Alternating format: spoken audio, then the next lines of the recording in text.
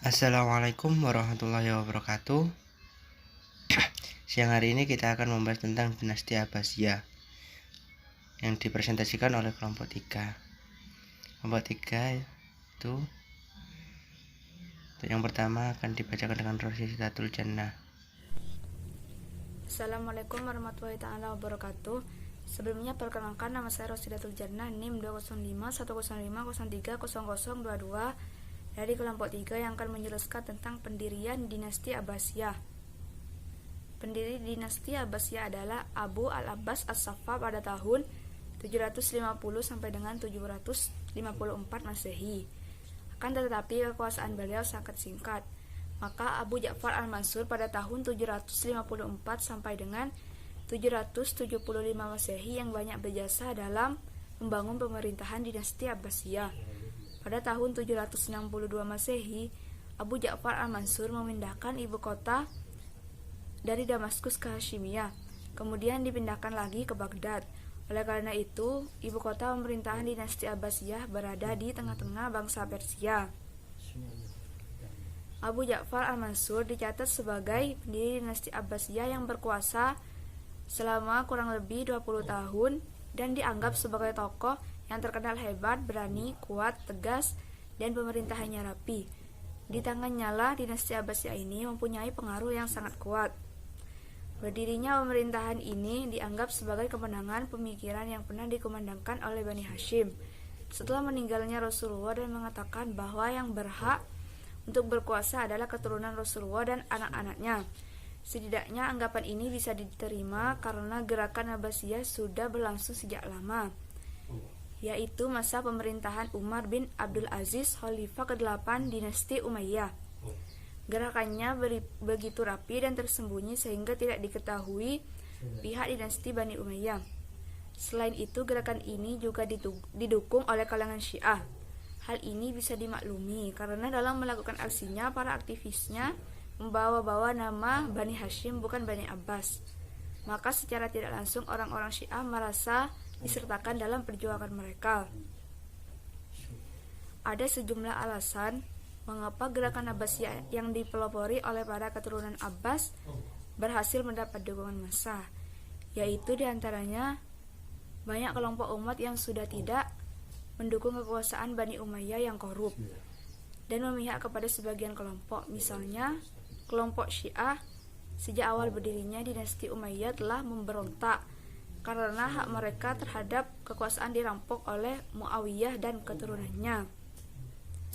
Selain itu, menjelang akhir dinasti Umayyah terjadi bermacam-macam kekacauan, yaitu penindasan yang terus-menerus terhadap pengikut Ali dan Bani Hashim pada umumnya, merendahkan kaum muslimin yang bukan bangsa Arab sehingga mereka tidak diberi kesempatan dalam pemerintahan, pelanggaran terhadap ajaran Islam dan hak-hak asasi manusia dengan terang-terangan. Sementara itu, kelompok Khawarij juga merasa hak politik umat tidak boleh dimonopoli oleh keturunan tertentu, tetapi merupakan hak setiap muslim. Kelompok Khawarij ini merasa bahwa Khalifah Bani Umayyah menjalankan kekuasaannya secara sekuler. Kelompok lain yang sangat membenci kekuasaan Bani Umayyah adalah Mawali, yaitu orang-orang non-Arab yang baru masuk Islam. Mereka yang kebanyakan berasal dari Persia merasa tidak diperlakukan setara dengan orang-orang Arab karena mendapat beban pajak yang sangat tinggi. Kelompok-kelompok inilah yang telah mendukung revolusi Abbasiyah untuk menggulingkan kekuasaan Bani Umayyah. Oleh karena itu, logis jika Bani Hashim mencari jalan keluar dengan mendirikan gerakan rahasia untuk menumbangkan dinasti Umayyah. Gerakan ini menghimpun keturunan Ali, pemimpinnya Abu Salamah, keturunan Abbas, pemimpinnya Ibrahim al-Imam, keturunan bangsa Persia, pemimpinnya Abu Muslim al-Khurasan. Mereka memusatkan kegiatannya di Khurasan. Dengan usaha ini, pada tahun 132 Hijriah atau 750 Masehi, tumbanglah dinasti Umayyah dengan terbunuhnya Marwan bin Muhammad sebagai khalifah terakhir. Maka dapat disimpulkan bahwa proses berdirinya dinasti Abbasiyah diawali dengan dua strategi. Yang pertama yaitu satu dengan sistem mencari, pendukung, dan penyebaran ide secara rahasia. Hal ini sudah berlangsung sejak akhir abad pertama Hijriah yang bermarkas di Syam dan tempatnya di Hamina. Sistem ini berakhir dengan bergabungnya Abu Muslim Al-Khurasan pada Jum'iyah yang sepakat atas terbentuknya dinasti Abbasiyah. Sedangkan strategi kedua yaitu dilakukan secara terang-terangan dan himbauan-himbauan di forum-forum resmi untuk mendirikan dinasti Abbasiyah berlanjut dengan peperangan melawan dinasti Umayyah. Sekian penjelasan dari saya. Untuk penjelasan berikutnya akan dijelaskan oleh rekan-rekan saya. Saya Chandra Dewi Ratirningsari, NIM 204105030114 akan melanjutkan materi tentang pola pemerintahan dinasti Abbasiyah. Pada zaman Abbasiyah, konsep kekhalifahan berkembang sebagai sistem politik. Menurut pandangan para pemimpin dinasti Abbasiyah, kedaulatan yang ada pada pemerintahan atau khalifah adalah berasal dari Allah, bukan berasal dari rakyat, sebagaimana diaplikasikan oleh Abu Bakar dan Umar pada zaman Khulafaur Rasyidin. Hal ini dapat dilihat dengan perkataan Al-Mansur, "Saya adalah Sultan Tuhan di atas buminya." Pola pemerintahan yang diterapkan berbeda-beda, sesuai dengan perubahan sosial, politik, ekonomi, dan budaya yang terjadi di setiap masa tersebut. Dinasti Abbasiyah dibagi menjadi 5 fase pemerintahan, dan sistem politik yang dijalankan oleh dinasti Abbasiyah adalah 1. Para khalifah tetap dari keturunan Arab, sedangkan para menteri, panglima, gubernur, dan para pegawai lainnya dipilih dari keturunan Persia dan Mawali. 2. Kota Baghdad digunakan sebagai ibu kota negara, yang menjadi pusat kegiatan politik, ekonomi, sosial, dan kebudayaan. 3. Ilmu pengetahuan dipandang sebagai suatu yang sangat penting dan mulia. 4. Kebebasan berpikir sebagai hak asasi manusia yang diakui sepenuhnya. 5. Para menteri keturunan Persia diberi kekuasaan penuh untuk menjalankan tugasnya dalam pemerintahan. Selanjutnya, dinasti Abbasiyah dalam periode 2, 3, 4 mengalami perubahan terhadap politiknya, terutama kekuasaan politik sentral. Hal ini dikarenakan negara-negara bagian sudah tidak menghiraukan pemerintahan pusat, kecuali politiknya saja. Panglima di daerah sudah berkuasa di daerahnya, dan mereka mendirikan atau membentuk pemerintahan sendiri. Misalnya, dinasti Umayyah yang muncul kembali di Andalusia atau Spanyol, dan dinasti Fatimiyah. Pada awal masa berdirinya dinasti Abbasiyah ada 2 tindakan yang dilakukan oleh para khalifah guna mengamankan dan mempertahankan dari kemungkinan adanya gangguan atau timbulnya pemberontakan, yaitu tindakan keras terhadap Bani Umayyah dan mengutamakan orang-orang turunan Persia. Dalam menjalankan pemerintahan, Abbasiyah dibantu oleh seorang wasir atau perdana menteri, dan jabatannya disebut dengan wizarat. Sedangkan wizarat terbagi menjadi 2, yaitu yang pertama wizarat tanfidz atau sistem pemerintahan presidensial, yaitu wasir hanya sebagai pembantu khalifah dan bekerja atas nama khalifah. Yang kedua adalah wirazat tafwil atau parlemen kabinet, yang mana wasir memiliki kekuasaan penuh atas pemerintahan dan khalifah hanya sebatas formalitas lambang atau sebagai pengukuh dinasti lokal atau gubernurnya khalifah. Untuk membantu khalifah dalam menjalankan tata usaha negara, diadakan sebuah dewan yang bernama Diwanul Kitabah atau Sekretariat Negara, yang dipimpin oleh seorang Raisul Kitab atau Sekretaris Negara. Dan dalam menjalankan pemerintahan negara, wasir dibantu beberapa Raisul Diwan atau Menteri Parlemen. Tata usaha negara bersifat sentral yang dinamakan An-Nizamul Idari Al-Markazi. Selain itu, dalam zaman Daulah Abbasiyah juga didirikan angkatan perang, Amirul Umara, Baitul Mal, organisasi kehakiman, dan lain sebagainya. Selama dinasti ini berkuasa, pola pemerintahan yang diterapkan berbeda-beda sesuai dengan politik, sosial, ekonomi, dan budaya. Sekian dari saya, selanjutnya akan dilanjutkan oleh rekan saya. Assalamualaikum warahmatullahi wabarakatuh. Saya Aulia Himah Maulida, NIM 2041050301115 akan menjelaskan materi tentang ekspansi wilayah dinasti Abbasiyah. Menurut Taufik Abdullah dalam bukunya yang berjudul Ensiklopedia Tematis Dunia Islam, dijelaskan Bani Umayyah juga memperluas wilayah kekuasaan ke semenanjung Iberia, Andalusia atau Spanyol yang dikuasai oleh bangsa Gothia. Perebutan wilayah kekuasaan dipimpin oleh Panglima Perang Torik bin Ziyad. Ia berhasil menaklukkan kota Cordoba, Granada, dan Toledo yang merupakan ibu kota Visigoth. Selanjutnya, Bani Umayyah berhasil menaklukkan Sevilla, Zaragoza, dan Barcelona.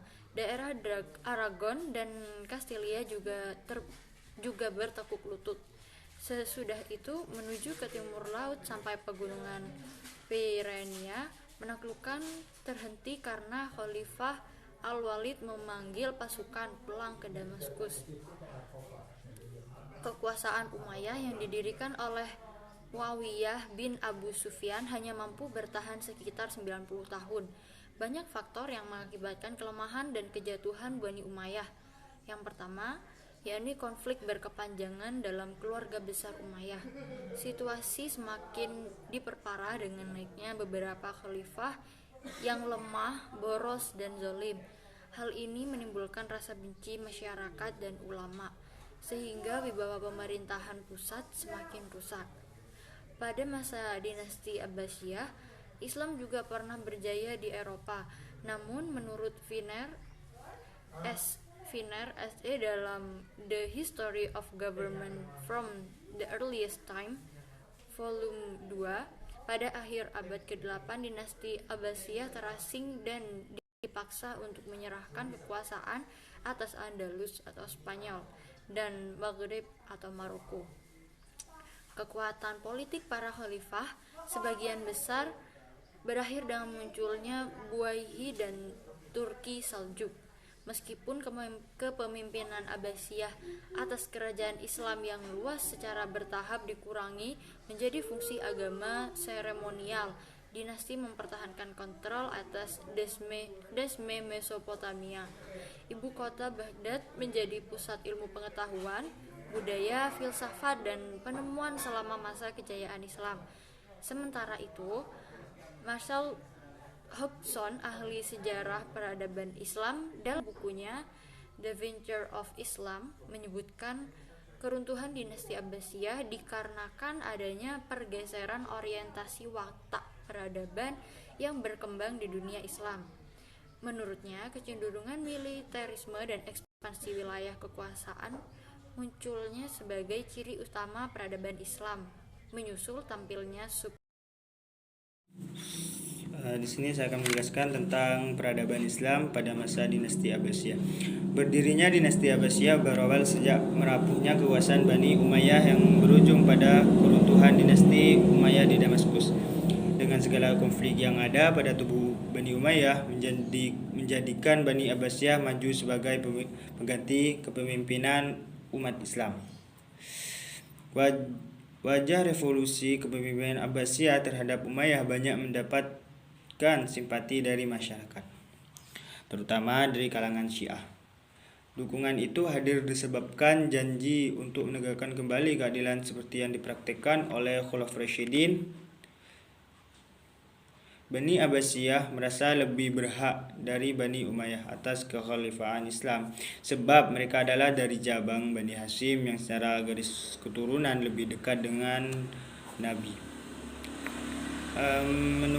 Menurut Bani Umayyah, Bani Hashim menguasai bangku kekhalifahan Islam secara paksa dengan melalui tragedi Perang Siffin, yaitu perang yang dimana dilakukan oleh Muawiyah bin Abi Sufyan terhadap khalifah keempat, yaitu sahabat Ali bin Abi Thalib.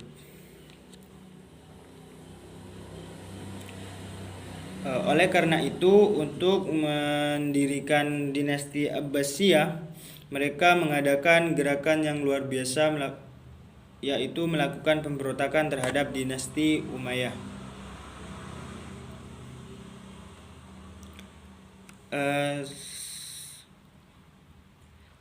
Selama 22 tahun masa kekhalifahannya, ada beberapa hal besar yang pernah dilakukannya sebagai kontribusi bagi perkembangan peradaban Islam, seperti berhasil mendapatkan sejumlah buku dari Raja Bizantium, termasuk karya Euclid. Pada masa kekhalifahan Al-Mahdi bin Al-Mansur, perekonomian mulai membaik, seperti hasil pertambangan, dagang transit antara timur dan barat membawa kekayaan, dan Basrah dijadikan pelabuhan yang cukup penting saat itu. Khalifah Al-Mahdi Al-Mansur ialah khalifah pertama yang mengumandangkan perang suci melawan Bizantium. Perang tersebut dipimpin oleh anaknya, yaitu Harun. Selama ekspedisi inilah ayahnya memberi gelar Al-Rashid, yang artinya pengikut jalan yang lurus. Kekhalifahan Al-Mahdi digantikan oleh Al-Hadi atas dasar wasiat dari ayah Al-Mahdi tersebut. Baik, Assalamualaikum warahmatullahi wabarakatuh. Saya akan melanjutkan presentasi dari rekan saya. Perkenalkan nama saya Ahmad Nandatri Prasetyo, NIM 20510503003. Saya akan melanjutkan dari peradaban Islam pada masa dinasti Abbasiyah. Untuk selanjutnya, peradaban Islam mengalami puncak kejayaan pada masa Daulah Abbasiyah. Perkembangan ilmu pengetahuan sangat maju. Kemajuan ilmu pengetahuan diawali dengan perkembangan naskah-naskah asing, terutama dari bahasa Yunani ke dalam bahasa Arab. Pendirian pusat pengembangan ilmu dan perpustakaan Ba'ir al-Hikmah, dan terbentuknya mazhab-mazhab ilmu pengetahuan dan keagamaan sebagai buah dari kebebasan berpikir. Popularitas dinasti Abbasiyah mencapai puncak di zaman Khalifah Harun al-Rasyid pada tahun 786 sampai 809 Masehi, dan putranya Al-Ma'mun pada tahun 813 sampai 833 Masehi. Selanjutnya, pada masa dinasti Abbasiyah, pendidikan dan pengajaran perkembangan dengan sangat pesat hingga anak-anak bahkan orang dewasa saling berlomba-lomba dalam menuntut ilmu pengetahuan.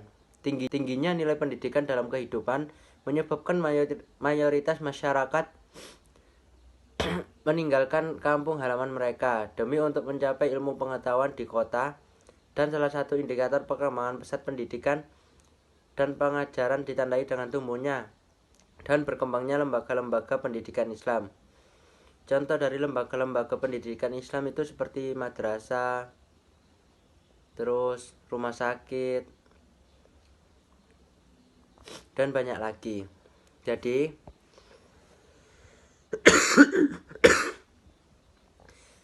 di kemajuan dinasti Abbasiyah begitu pesat dengan beragam. Sebagai contohnya Baitul Al-Hikmah, itu merupakan suatu kekayaan literasi dan ilmu pengetahuan menguasai negeri ini. Pusat ilmu pengetahuan dunia berada pada genggaman masyarakat Islam. Puncak keemasan dinasti Abbasiyah ini berada pada Khalifah Harun al-Rasyid dan juga terletak pada masa Khalifah Al-Ma'mun yang merupakan seorang putra dari Khalifah Harun al-Rasyid sendiri.